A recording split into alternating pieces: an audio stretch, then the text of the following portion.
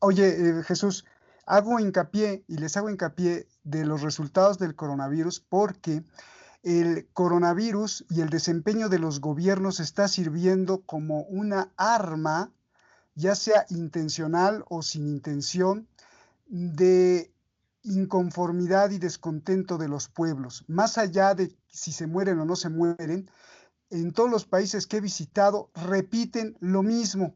No, estamos aquí muy mal, pero el país vecino está mejor. Y entonces el desempeño del otro se convierte en un arma para atacar al interno. Por eso me interesa mucho el caso de China, porque viendo las cifras de los infectados y de los muertos en el mundo por coronavirus, yo te quiero preguntar, cuando vemos que China tiene 90,000 infectados y hoy, el día de hoy, 4,000 muertos por coronavirus, 5,000, 8,000, eh, ¿qué te da a pensar?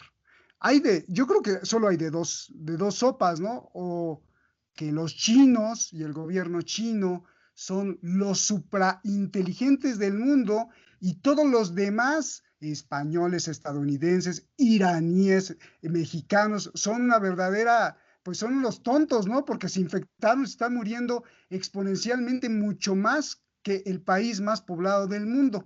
¿O nos está mintiendo China? A ver, explícame. Mira, Roberto, es muy sencillo. A mí me parece que a diferencia del resto del mundo, China actuó con el sentido común. China cerró fronteras, realizó pruebas como muy pocos otros países. Además, utilizaron la tecnología para rastrear justamente por dónde se movía la gente contagiada.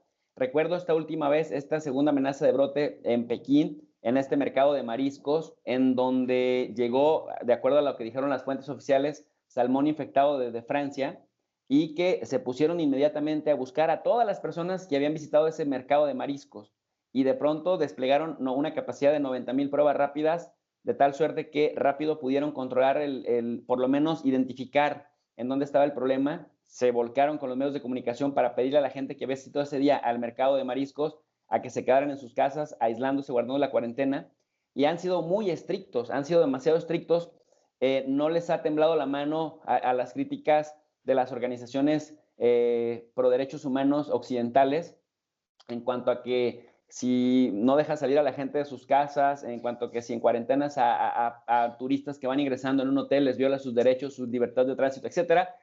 Estas cosas que de pronto en Occidente se utilizan de manera selectiva y que entorpecen este tipo de procesos. China cerró sus fronteras, ha sido muy, muy extremadamente muy estricto con quién sale, quién entra y cómo se mueve quién entra. Esto, mira, por ejemplo, lo vemos en México. En México ni siquiera hay un control de las fronteras de ningún lado, en ningún sentido. Puede llegar cualquiera, si viene enfermo o no, no se le hacen pruebas al llegar, no se en cuarentena. El discurso es que porque no se le puede violar los derechos No, no, humanos y sí, sí, tiene me libertad de tránsito. parece bien, Jesús, pero 4,000 muertos, es que 4,000 muertos, no, no, o sea, perdón, pero no me la creo. O sea, pero ya sabemos que Estados Unidos es un desastre, lo que sea, pero 4,000 muertos en un país de 1,600 millones de habitantes, es tremendo, ¿no? O sea, o algo está pasando, algo le está pasando no a China, algo le está pasando al ser humano en todo el planeta, menos a los chinos. Esa es la pregunta delicada. Sí, es que probablemente hay más control de la información y seguramente hay cosas que no permiten salir. Pero Roberto, yo sí quiero hacer hincapié en que China fue muchísimo más estricto en los primeros 3 meses que cualquier otro país en el mundo. Y me parece que algo de crédito tiene esto. Y no solamente, te lo digo Roberto, porque yo estoy en contacto con 3 amigos que también Ujú. son internacionalistas, que también son geopolitólogos, uno es epidemiólogo, y prácticamente y viven en tres ciudades distintas de China y te hablan de la rigidez de las medidas del gobierno chino, pero también de cómo la sociedad coadyuva con el gobierno en el propio interés comunitario en las diversas regiones. Entonces me parece que darles algo de crédito al respecto sí sería, es decir, con el interés del investigador, observar que están haciendo bien, que no estamos haciendo bien en Occidente. Bien, a ver, Francisco, sobre esto que yo pregunto, o sea, no sé cuál sea la verdad, pero pregunto y se me hace extraño. No para Eso. los chinos, se me hace extraño para todos los seres humanos, incluido tú y yo, de que, bueno, pues los chinos, ¿qué están haciendo? Y nosotros somos una bola de pobres tontos, ¿no? Todos. Hay dos Además, países que han tenido mucho éxito combatiendo el virus. Uno de ellos ha sido Nueva Zelanda. Nueva Zelanda tomó unas medidas drásticas y cerró el país en cuanto tuvo 3 contagios. A partir de ahí ha tenido un éxito más que razonable en controlar toda la situación sanitaria, en primer lugar, porque es un país insular, en segundo lugar, porque bloqueó las comunicaciones y en tercer lugar, porque adoptó unas medidas sociales de comunicación de forma inmediata, nada más detectarse la situación. El caso de China es diferente. En todos los países de los que nos has hablado, Roberto, Estados Unidos, México, Europa, en todos los países hay una disociación, una absoluta falta de identificación entre los poderes públicos establecidos y la población. Eso es algo que en China no ocurre. Es la crisis de representatividad que tenían la población china respecto de su gobierno y del Partido Comunista justo en el periodo anterior a la llegada de Xi Jinping al poder, ha sido resuelta por la vía de la expectativa económica. Los chinos saben y son conscientes de que sus hijos van a vivir mejor que ellos. Sin embargo, la expectativa en Europa es, y hoy lo hablaba, para que las personas que nos ven, que no son europeas, puedan hacerse una idea, la pérdida de poder adquisitivo que se ha tenido en Europa en los últimos 15 años en todos los países periféricos europeos, Irlanda, Portugal, España, Italia, Grecia, grandes zonas de Francia.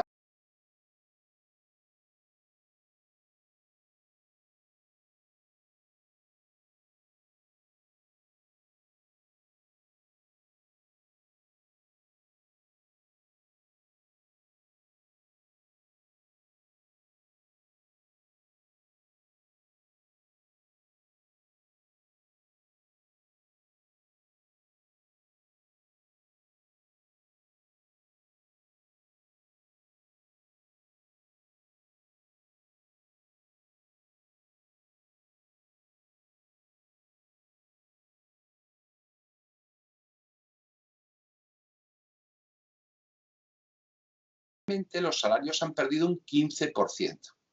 Si combinas pérdida de poder adquisitivo con pérdida nominal del salario, resulta que los españoles, los italianos, muchos franceses, portugueses, irlandeses, los griegos, ya no hablo porque, ¿para qué? O Chipre, pues han perdido prácticamente el 50% de sus ingresos. Además, ¿qué te planteas? ¿Que es que esto es una cuestión puramente coyuntural derivada del coronavirus? No, no, porque esto viene produciéndose así ya desde aquel tratado de Maastricht en adelante, en el que progresivamente se han ido reduciendo todas las medidas sociales, toda la cobertura social, todos los contratos de trabajo, toda la seguridad en el empleo. Hace 20 años, un europeo trabajador normal podía permitirse el lujo, un trabajador, de irse de vacaciones a la República Dominicana. Ahora no. Ahora ya no puede pagarlo. Entonces, en primer lugar, hay una quiebra entre la sociedad real y los poderes públicos y los medios de comunicación. Hay una realidad, una opinión publicada que no refleja el sentimiento de la población. En China hay una información controlada, no más que aquí. En Europa tenemos una información completamente manipulada. Yo, que el caso que mejor conozco es el español, pues en una televisión española es imposible encontrar una información equivalente a la que Jesús, por ejemplo, nos está exponiendo aquí. O, con independencia de que estemos de acuerdo o en desacuerdo, pero solamente el mero hecho de enunciar una interpretación de la realidad como la que acaba de hacer Jesús o como la que estamos haciendo aquí, no la vas a encontrar. Es decir, todo se resume a politiquería barata próxima de la alcaldía y acto seguido algún tipo de suceso y la crónica social o el último concurso. No hay información. Los medios de comunicación digitales que hace unos años eran gratuitos, ahora ya son todos de pago. La gente tampoco puede acceder. Y automáticamente la capacidad de crítica se reduce exponencialmente. Además, en Europa nos quieren tontos, porque cada vez el sistema educativo rebaja sus exigencias, rebaja su cualificación, porque personas sin formación son personas sin capacidad crítica y por lo tanto no pueden criticar al poder. Y luego tenemos en ese mainstream incorporadas esas ONGs que ha dicho Jesús, que son ONGs financiadas por grandes poderes internacionales. Sin ir más lejos, aquí se habla mucho en Europa de George Soros. ¿Por qué? Pues porque efectivamente George Soros financia la Open Society, que se dedica no a rescatar personas inmigrantes que están en alta mar a la deriva, no, van a la playa a recogerlas en un país donde hay un comercio de esclavos a 400 euros el ser humano, como es Libia, se aproximan a la playa, llaman a las mafias del tráfico de seres humanos, los recogen en las propias playas y luego se plantan en Europa con ellos. Y a nosotros nos encierran, pero luego dejan que aquí venga un ejemplo, para que se haga una idea los televidentes. Ahora mismo, para ir de Madrid a Valencia, a la playa, en España desde mañana, que es festivo, hasta el domingo, son 4 días, no puedes hacerlo, está prohibido. Te tienes que ir de Madrid a Francia y de Francia vuelas a Valencia y entonces ya no hay problema. Es absurdo. Todo esto no tiene ningún sentido, ninguna lógica. Las vacunas, yo creo que no hay ninguna confianza en su eficacia. Se habla de que las vacunas que en este momento existen el próximo año ya no van a ser eficaces frente a las mutaciones del coronavirus. Entonces, ¿cómo nos van a sacar de esto? Déjame, eso ya me faltan solo 2 preguntitas. Está sabrosísimo. No sé ustedes, pero es sabrosísimo. O sea, la gran cantidad de cosas que se desprenden de estas 2 mentes brillantes que son ustedes es increíble. Y perdón por echarles flores, pero es así. A ver, Jesús, yo no sé si este señor Robert F. Kennedy Jr. sea un loco conspiranoico, criminal o sea un santo.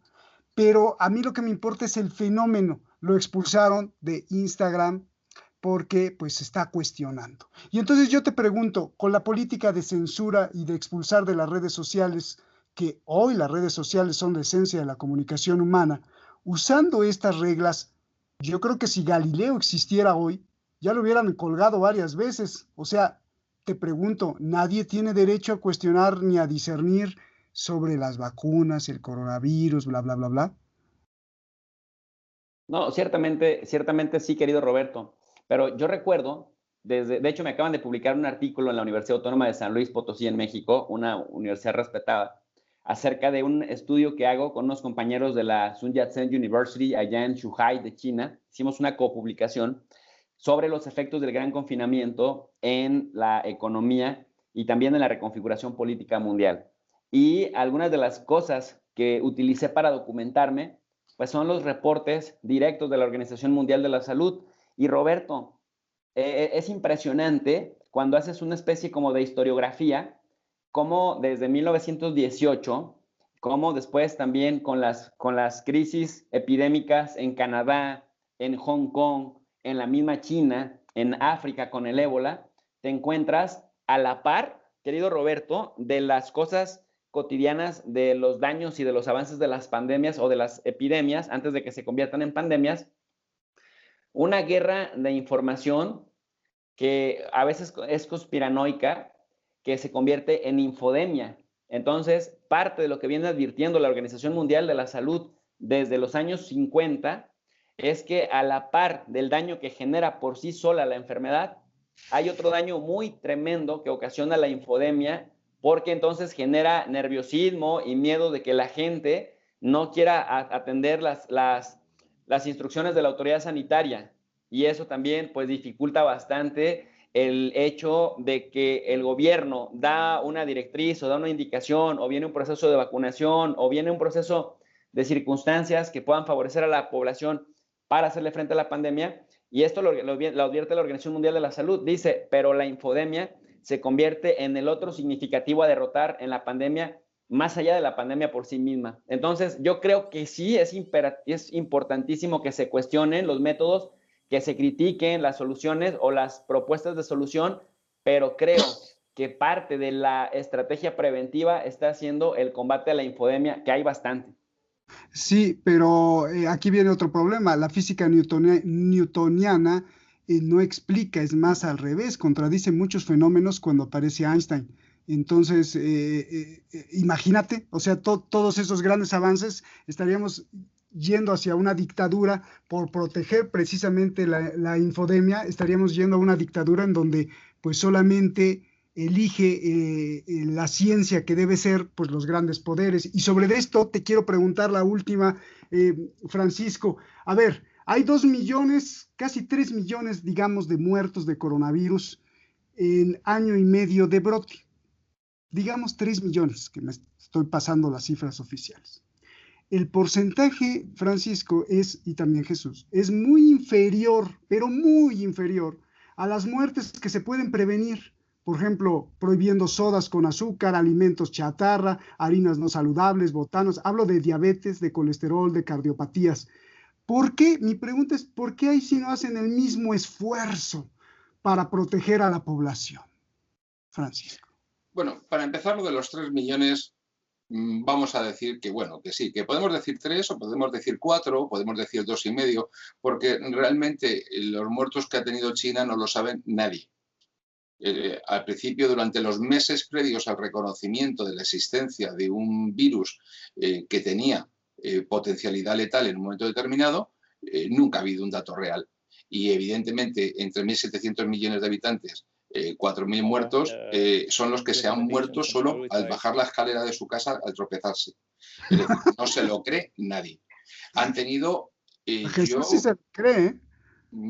Estoy convencido que han tenido miles y miles y decenas de miles de muertos. Otro dato. Hay una parte del mundo que es un inmenso agujero negro, que es África. ¿Existen estructuras estatales en África que permitan realizar un cómputo real de la población? Para empezar, que tengan un censo fiable, para seguir, que puedan operar sobre ese censo recabando datos. Es decir, si no tienen una infraestructura fiscal eficiente, si no tienen una infraestructura administrativa suficiente, ¿de verdad que van a tener una capacidad estadística real?